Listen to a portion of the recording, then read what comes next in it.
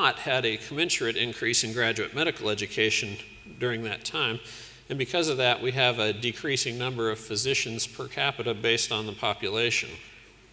This is just a slide that shows you a trend over time, over the past 60 years or so, of the number of positions we've had versus the number of applications. And you can see the number of positions has risen modestly during that time, and the number of applications for those positions has grown out of proportion over that period. So we actually have a widening gap in that regard.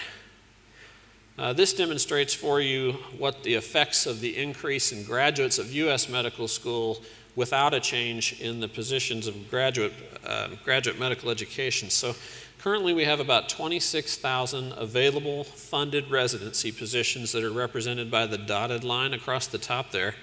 And then you can see in the shaded areas, the MD and the DO graduate numbers have risen along over the past several years, such that now that total number on the right-hand side of the screen shows you that the U.S. graduates actually surpass, within the coming year or two, the number of total available residency positions that are in the United States. And that creates a significant challenge for us. This will demonstrate the same information for you here, but shows you that actually our projections were too far down the road in that last slide. The cross is actually going to occur in 2015, where we have more graduates than positions, unless we make a change in our policy. So I'll graphically summarize our public policy with relation to creating a physician workforce. And that is that we have put the cart before the horse. We're graduating lots of physicians, but we don't have enough slots to train them and get them to that point where they are practice ready. So let me shift gears a little bit and tell you a little bit about how we fund GME in the United States, and then I'll tell you why that matters even if you're Saudi Arabian. Medicare is the primary funder for graduate medical education in the U.S., and Medicare is the social insurance that was designed in the 60s for the elderly and disabled Americans. Been modified slightly through the time, but that's the mechanism that we use to fund most training. And they fund it in two ways. One is something called direct medical education expense, which is essentially supposed to be a formula that helps us determine how expensive it is to train a resident. So it helps to pay salary, benefits, and then they have these factors that are based really on history other than objective measures. But hospitals get a certain amount based on which hospital it is. They factor in the number of residents, and then they look at that hospital and determine how much of the total Medicare patient care burden they meet. And all that stuff goes into a formula that helps to determine how much funding the hospital will get for graduate medical education. Then there's also something called indirect medical education, which was supposed to compensate for some of the more expensive things involved in educating physicians, like less experienced physicians might overutilize tests, tertiary referral centers where physicians tend to be trained often take care of sicker patients, and also just the process of teaching that takes time and makes them able to see fewer patients along the way, and perhaps greater use of technology in centers like that.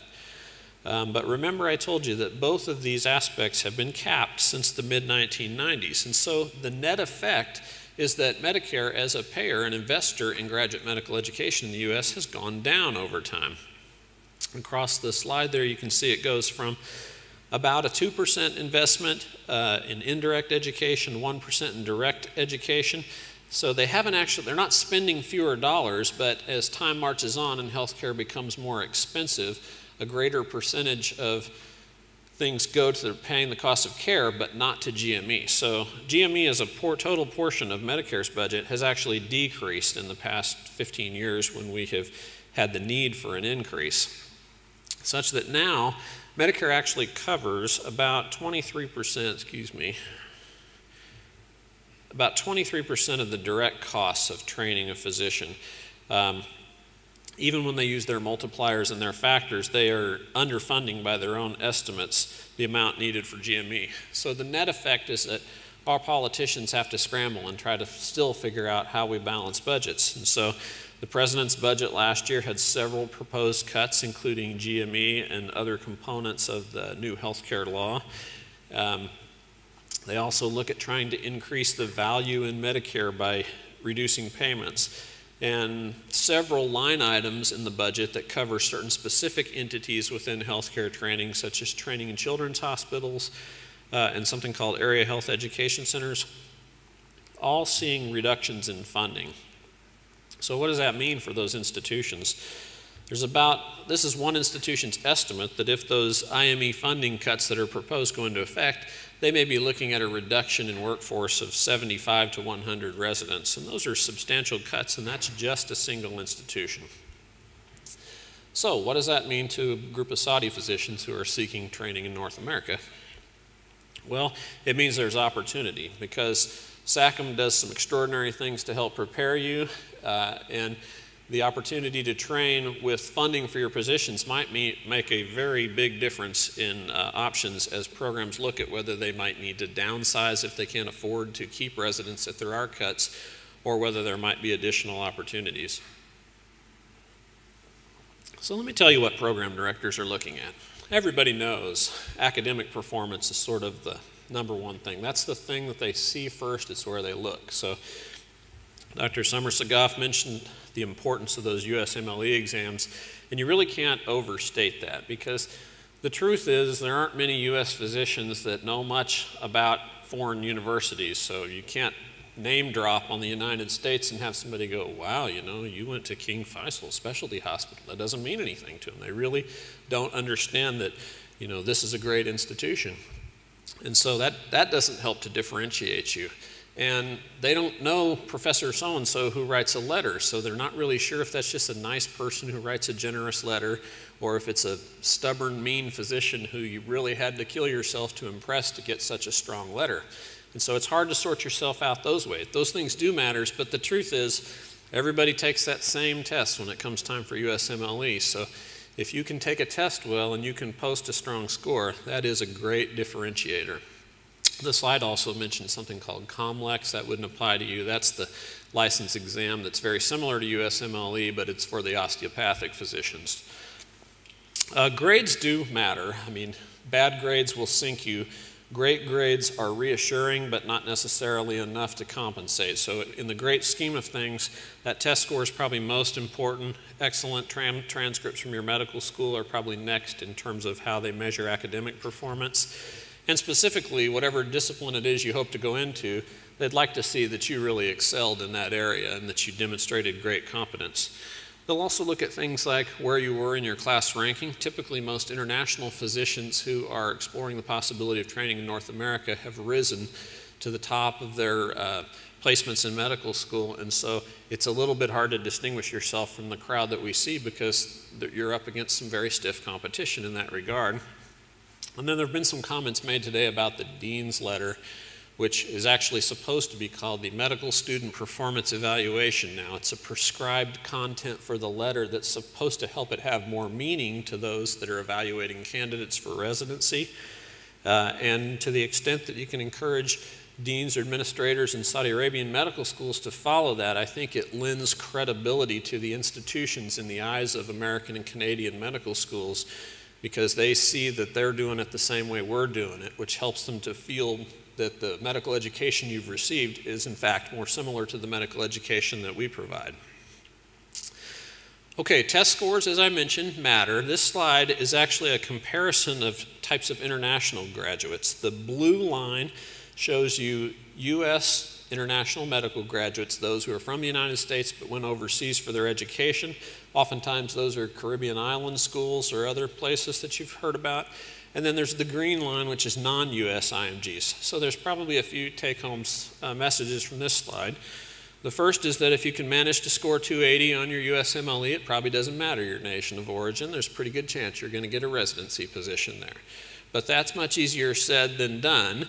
So the other thing I would point out to you that you can see there's a slight gap that persists across the full slide, where those that are of US origin probably do still have a little bit of a home field advantage in the match process, because they're familiar. They look like all the other candidates, they talk like all the other candidates, and so they feel like more natural matches, and they tend to have just a little bit more success. Also on the left-hand side of the slide, you can see that passing the test really isn't enough. If you have just a minimal passing score, which is illustrated by that vertical red band, then it's unlikely. You got about a 20% chance that if there's some miracle, you could find your way into residency. So you really want to achieve on that test. And you want to do it right away. So if you decide, hey, I'm going to just take the USMLE so I can get a feel for it and then I'll be a better test taker in the future, that can sink your ship. There's many programs that will, if you didn't succeed the first time on USMLE, they'll just flush your application and won't look at it any further. So the greater the number of attempts you have, the more difficult it becomes for you to match. So it is important to try to achieve and to do so early on that. Program directors also want to know, why does this person want to be this type of doctor? So there are a lot of candidates who come through and they say, Dr. Young, I've always wanted to be a family physician since birth. I came down the birth canal and I wanted to practice family medicine.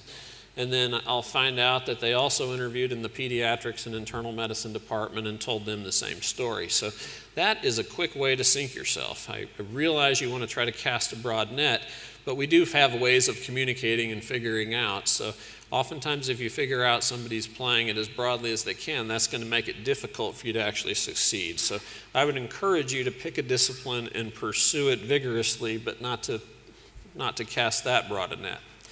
We also want to see people who have sincere motivation. So being a physician carries with it a lot of wonderful things. People treat you well, it's honorable, it also tends to be a well-compensated vocation in most societies.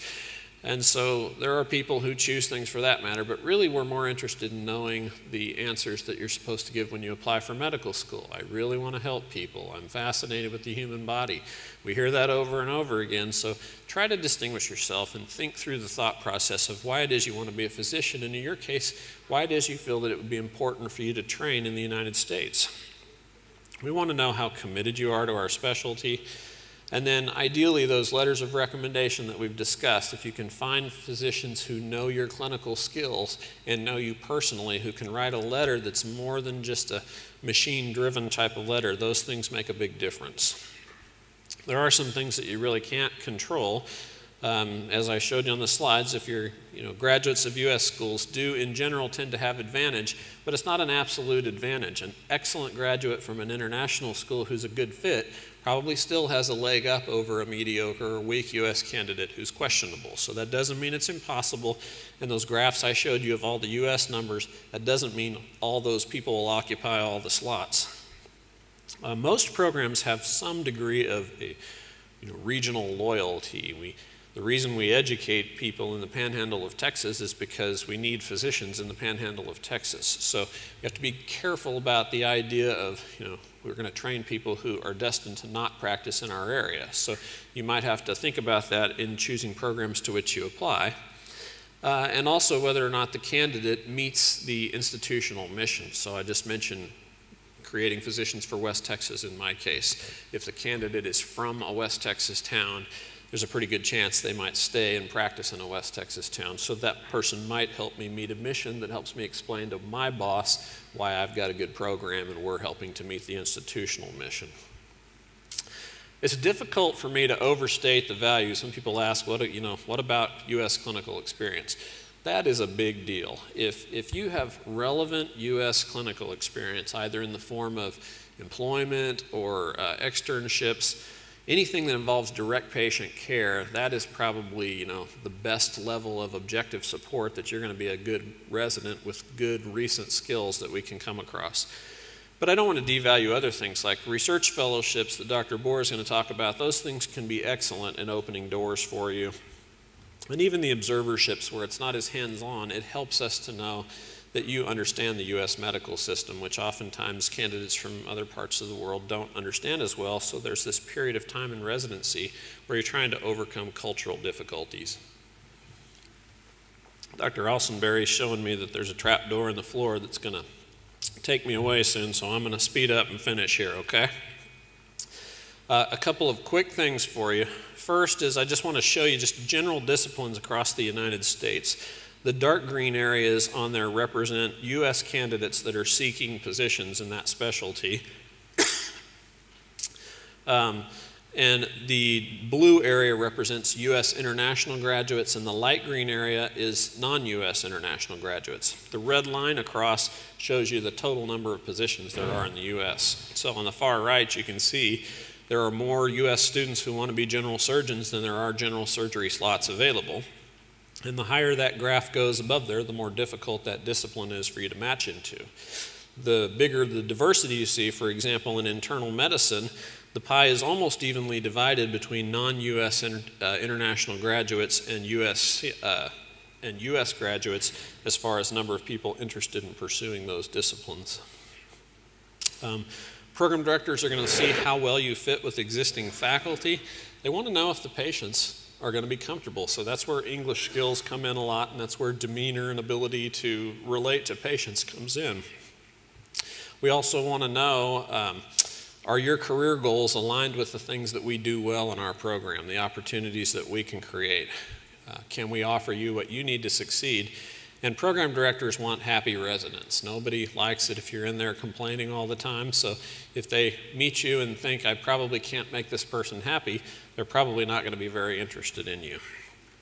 And finally, we want to know your degree of self-motivation, because bad physicians come from great programs and great physicians come from mediocre programs, and it's really 90% up to you. All the programs have to meet accreditation standards and create an available environment, but the extent to which you invest in it and participate is going to make all the difference in the world.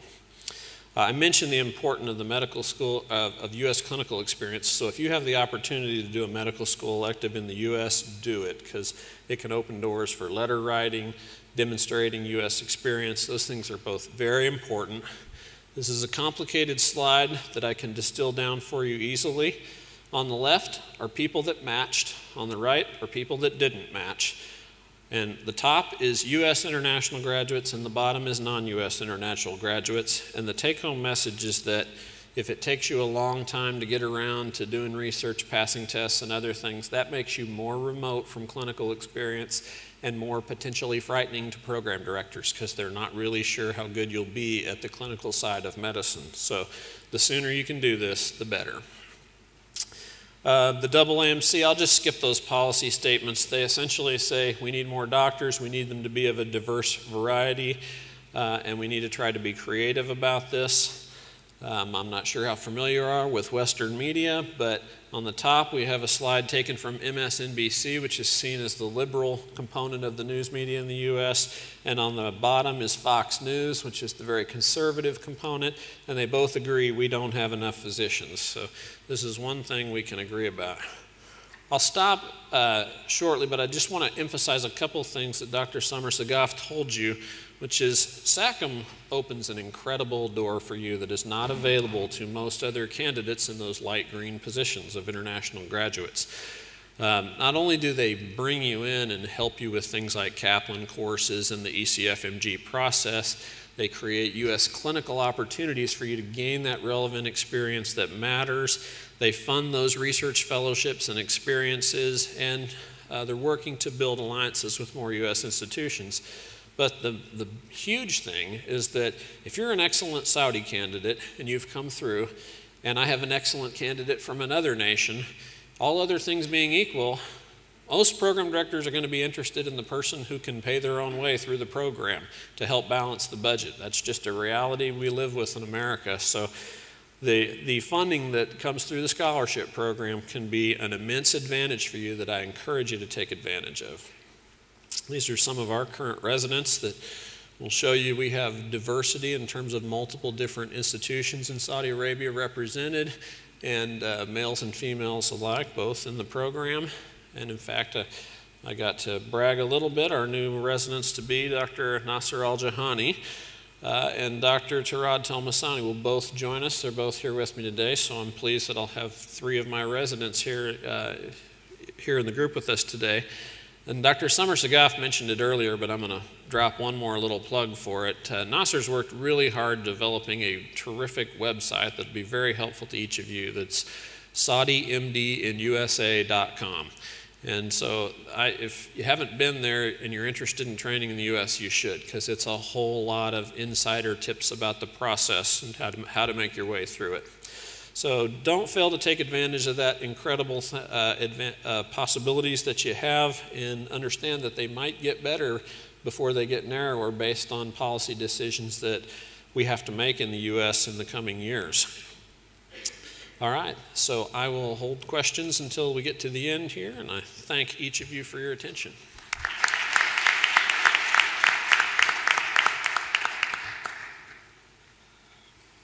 Thank you, Dr. Young. Now, the next speaker is going to be Dr. Barry Richardson. Would you please welcome to him?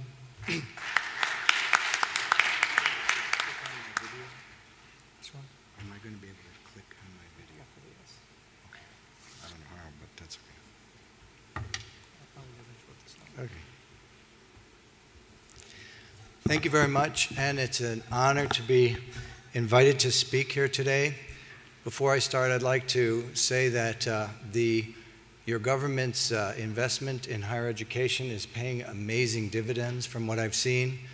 It's wonderful for me to come here and to actually see Saudi students that I taught now teaching your students. This is my academic family, with faculty and residents and staff in my department. What I'm going to do today is walk with you through the process of the landscape of choosing and applying and getting into a program with some tips on how to succeed. Then I'm going to turn to the ACGME, which is the Accreditation Council of Graduate Medical Education. In the United States, this organization is directing all residency programs to turn out broadly educated residents using a new accreditation system called the Next Accreditation System. That, I guess, implies that there'll be a sequel. Don't hold your breath.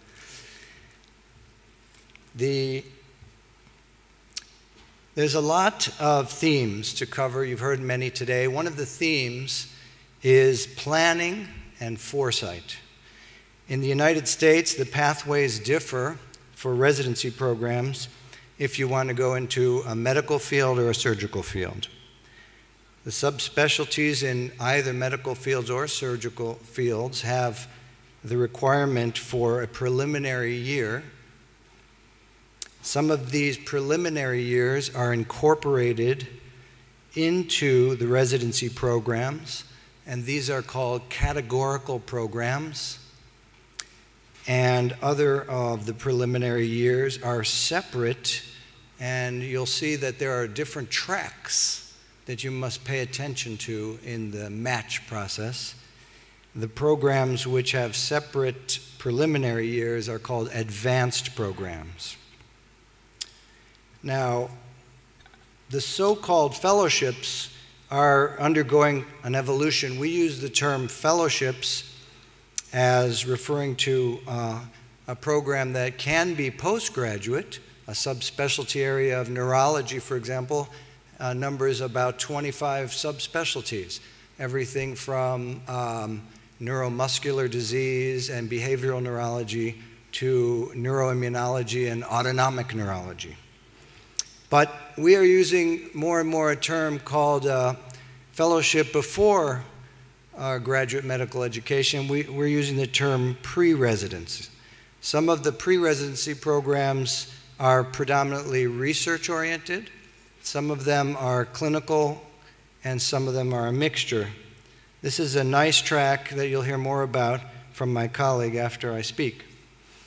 The GW International Medical Program, of which you'll hear something, has 15 Saudi physicians currently in a research fellowship arrangement, and I just heard that 14 of the 15 matched into U.S. residency programs. What is the Office of International Medicine Programs at GW? These are the people who have worked closely with SACM and the program directors from various programs to open the doors. They guide you and guide me through the process of applying and interviewing and matching into a variety of training opportunities. And just a bit of history about the International Medicine Program at George Washington University. Our School of Medicine has partnered since 1994 with the Kingdom to get several Saudis into a variety of training opportunities, as you see there. Everything from A to Z, I was told, is what you need. MD programs, MDs can be awarded through the scholarship program, pre-residency, residency, fellowship, observers, and just clinical rotations. The International Medicine Program will review your application for eligibility, verify the sponsorship, conduct a lot of emails back and forth with the applicants, and then pre-interview the applicant for me, and then help us to review applicants in order to offer interview invitations. I'll pepper my talk with some happy residents in the program at GW. The next step is to submit the application. And this is a link to the ERAS, the Electronic Residency Application Service. Now you should know by now that about 1 year ago, the ERAS was required for applicants to submit documentation to programs, and the NRMP match is now required for all residents applicants to match into the U.S. So now you're submitting your application. How to position yourself. Personal statement, just a word about that. Be yourself. We like to read in the statement how you became interested in this field. Some of the examples that I see as provocative examples are your innate curiosity. If you can articulate that in your personal statement, that's always helpful. Personal experience that you may have had in the field that you're applying to. And then any kind of research or publications. The potential for discovery, we call that, or scholarship. And then you've heard a lot that, and before I say more about it, we do find out that some resident applicants will go to a website with a pre-written personal statement, and that's an example of plagiarism, and I'll just say, do not do that under any circumstances. Be yourself and be sincere. The letters of recommendation you've heard from should be within your area, preferably from someone with whom you've worked either in research or in the clinical field during an elective. Someone who may be able to comment on your clinical skills as well as your character and ethics and waive your right to see the letter. Some of the examples of what I look for as a program director is be professional during the interview. You're invited to GW. So you should speak clearly, ask a lot of questions, and seek out the residents because they can tell you about the experience they've had. What we look for includes motivation, the willingness to work hard as a teamwork player, and your scholarship potential. This issue of emotional intelligence. Are you someone who can control your impulses, especially under stress? Are you somebody who treats others as you would want to be treated? Examples of some of the questions I ask, which you may want to take some notes if you come to my program, is what would people who know you well say about your personality? Give me an example of a situation in which you've received rejection or failure and how you overcame that situation.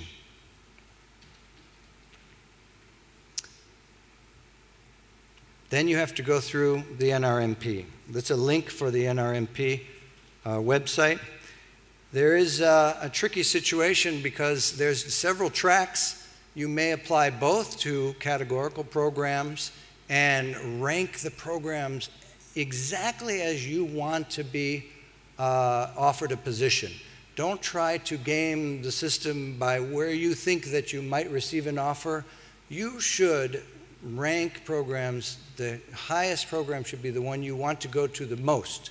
And if there's a program that you or your family would feel an impossible match, just leave it off the rank list. Categorical programs are all the years combined, including preliminary. They have a certain track number, so you must pay attention. Programs such as mine are advanced programs, so we have a track number for our program, but it's linked to a track number for the preliminary program. In our case, we're kind of a subspecialty of internal medicine, so our first year program or postgraduate year one, PGY1, is in internal medicine. We happen to have agreements with our internal medicine program directors to offer spots automatically for PGY1 internal medicine if you match in advanced residency at GW in my program, neurology. So in the same match, you may submit rank lists in different tracks, preliminary plus advanced, categorical alone. So pay attention. So now you're accepted. We offer you the letter to come to GW. You've heard about applying for the visas. I'll tell you a little bit about, what you can look forward to in our curriculum, in our particular situation. Didactic lectures, conferences. We give you a checklist of goals and objectives for each of the rotations to kind of help you guide yourself along the way if you're on track. Find out where you need to read a little bit more to complement your clinical experience in certain things. We give you the opportunity to go off campus and do mini fellowships.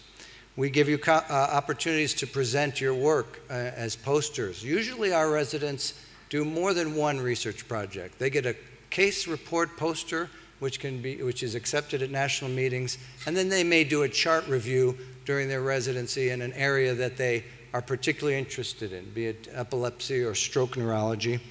And these scholarly presentations are rewarded by acceptance at academy meetings and national opportunities.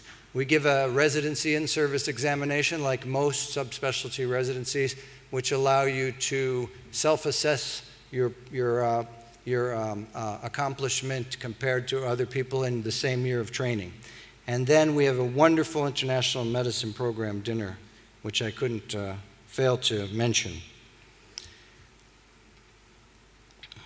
Here's an example of some of the offerings we have in my neurology residency. After a first year in internal medicine, where you do a significant number of ward rotations, emergency room rotations, we have enough faculty that we have pulled out from our ward and consult rotations immersions in stroke neurology, for example, as a 1-month rotation, an immersion in epilepsy as a 1-month rotation, and then subspecialty rotations that are relevant to my particular field, like psychiatry, neurosurgery, neuroradiology, and a tertiary or quaternary attending neurology clinic, which includes, for example, a whole day seeing patients with multiple sclerosis or ALS.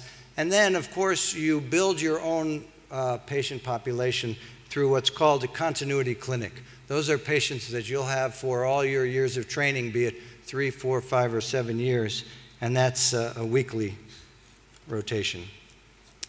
The ACGME, what is that? The Accreditation Council in Graduate Medical Education. So they are responsible for really a revolution in activities for education and assessments for residencies. This is a website on which you can find program requirements for all the residencies and fellowships that are offered in the United States. So you can shop around really to see on your interview day whether the program requirements are met by the programs. And some of the buzzwords that you hear about in the new era or the next accreditation system is not just training you how to take care of patients with the diseases that you're interested in, but in adequate supervision, which we have to document as program directors. We teach you presentation skills amongst the interpersonal and communication competency. And we monitor resident fatigue and duty hours. We allow the residents, in fact, the residents are now required to work alongside hospital administrators in performing outcomes analysis of patient safety and quality improvement projects. we teach residents about risk management and the landscape of context of delivery of medicine, which is systems-based learning. That's the chair on the right of that picture supervising residents at my institution.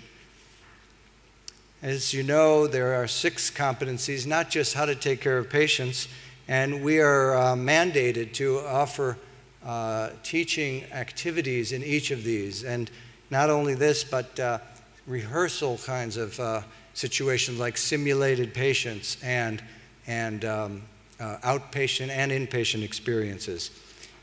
Some of these are tied in with specific evaluation formats. The Outcome Project has changed the landscape of residency training to go away from what I used to abhor as a residency director, is getting a site visit from an ACGME official, which would basically look at, do I have a curriculum, do I have attendance sheets for each of my conferences, and now going towards more meaningful data. Collection of data of outcomes of residencies, resident performance, how they perform in taking care of patients, be it lowering the hemoglobin A1C levels, getting therapeutic anticonvulsant levels, making sure people at the resident level have the appropriate stroke prevention measures in place, and there are numerous others. So as part of this revolution in evaluation process, both programs and residents are now going to be moved to a situation of milestone accomplishments.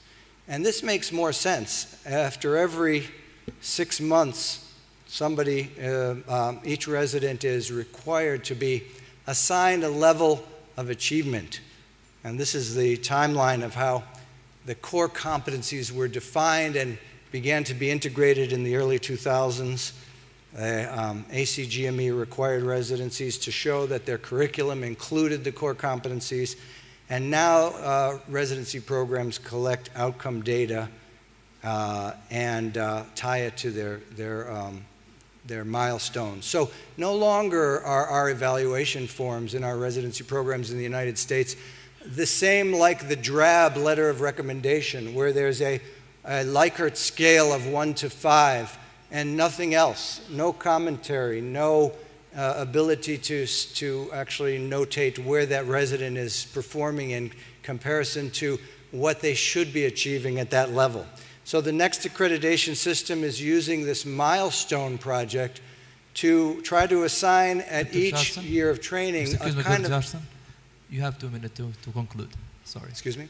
You have 2 minutes to conclude. Oh, thank you. A milestone project to assign a level of sophistication in the achievement in various sub-areas. So this may be disease areas in neurology.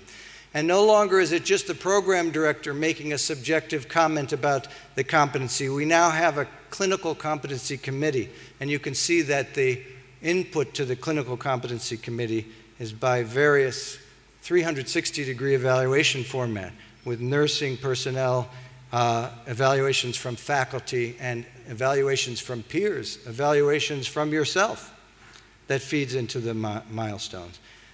So this is a summary slide, things to remember about the application. I will also echo that it's not probably a good idea to take too long to delay the application process, because the clinical skills may erode. 2-3 years out of clinical medicine may be a detriment, whereas a pre-residency and a clinical or research track may be a differentiating factor. Interview skills and communication skills, and then meaningful letters of recommendation. So questions are going to be given at the end.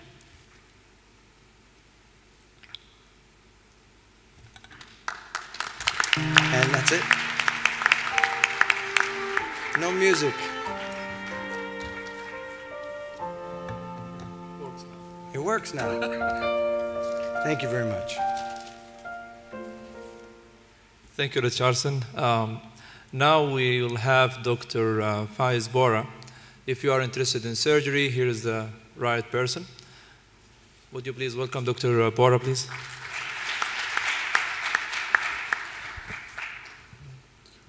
Thank you very much. It's a real pleasure to be here. My thanks to the Ministry of Higher Education and Dr. Samar for the invitation. I'm really honored, and my thanks again to the panel for a wonderful evening. I'm going to try and make up some time here so that we have some time for questions at the end. So I'm going to condense my talk to about 10 minutes, if that's okay, so as to leave time for questions. I just want to get a survey of the audience. So how many are medical students and teaching assistants and physicians here? If you just raise your hands, I just get a feel. And how many are in residency programs or TAs already? Raise your hand. Okay, great.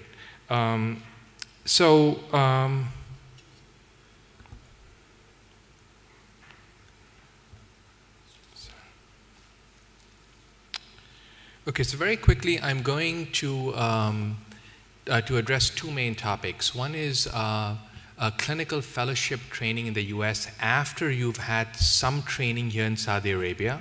And I'll run through this pretty quickly. And then I'm going to talk a bit about the value and the importance of doing research in the US before you start residency, and how that may improve and strengthen your application. So very briefly, there is a significant role for a clinical fellowship in the US after you have finished your MBBS training here in the US and perhaps have done some clinical training here in Saudi Arabia. And this would be a significant enhancement, I think, to your career. There are two main tracks that you can follow with this. One is almost to come in at the junior faculty level, and I'll talk a bit about that. The more common way would be to come as a clinical fellow, perhaps after 1 or 2 years of training here in Saudi Arabia. So at the assistant attending level, the key is that you need to have at least 5 or 6 years of training here in Saudi Arabia to be eligible for that particular tract. And you need to get your medical board in the state that you're going to practice. I can speak about New York. There are some nuances for licensure in different states, which is a bit complicated, but I'll keep it simple and just talk about New York. And you generally have to be sponsored on a visa. And the key thing is, as you function as an attending, you can work or operate independently. The second track is the pure clinical fellow or the trainee track. Here you work under the supervision of the attending surgeon in the United States. You generally come in on a J1 visa, but it's possible to come in on an H visa as well. You absolutely need ECFMG certification, and you need, for obvious reasons, step 1 and step 2. The fellow cannot perform independently. It's done under supervision, and the program typically lasts for about 1 or 2 years. So I'm just going to walk you through some of the steps for a clinical fellowship. It can be fairly complicated, but most institutions have had this sorted out. So the basic principle is that you need your USMLEs. You need to be ECFMG certified. That is a given, and that is a prerequisite. You obviously need to be a graduate of an accredited Saudi medical school. And then depending on how much postgraduate training you have done, you can come in either at the trainee level or at the assistant attending level. You do need to get some sort of state licensure. Whenever you touch a patient in the United States, you need to have a medical license to do that. If you're a trainee, then you get a training license or a limited permit. If you come in as junior faculty, you get a full license, and that's a bit more of a complicated process to achieve, but it is achievable. The key thing to understand is that you do not need US clinical experience for any of these tracks, but you do need your USMLE certification.